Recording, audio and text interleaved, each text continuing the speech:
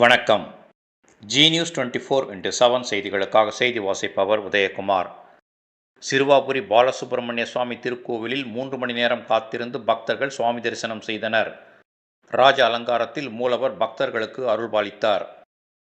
திருவள்ளூர் மாவட்டம் சோழபுரம் ஒன்றியம் சின்னம்பேடு என்று அழைக்கப்படும் சிறுவாபுரியில் பிரசித்தி பெற்ற பாலசுப்பிரமணிய சுவாமி திருக்கோவில் உள்ளது.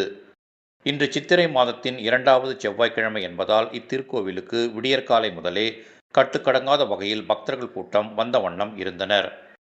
இந்நிலையில் திருக்கோவில் அருகே இருந்த நடைபாதை கடைகளை அகற்றி பக்தர்கள் விரைவாக தரிசனம் செய்ய பல்வேறு வகையான அதிரடி நடவடிக்கைகளை திருவள்ளூர் மாவட்ட கலெக்டர் பிரதாப் மேற்கொண்டார்.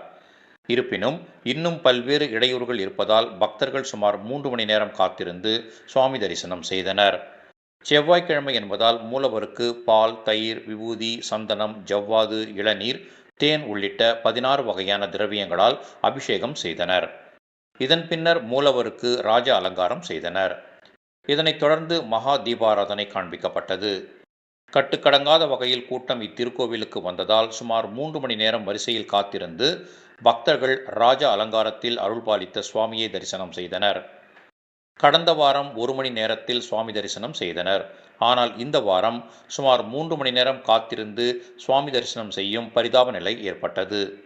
எனவே பக்தர்கள் பாதுகாப்பாகவும் விரைவாகவும் தரிசனம் செய்ய மாவட்ட நிர்வாகமும் இந்து சமய அறநிலையத்துறை அதிகாரிகளும் இன்னும் பல்வேறு அதிரடி நடவடிக்கைகளை எடுக்க வேண்டும் என பக்தர்களும் சமூக ஆர்வலர்களும் கோரிக்கை விடுத்துள்ளனர்.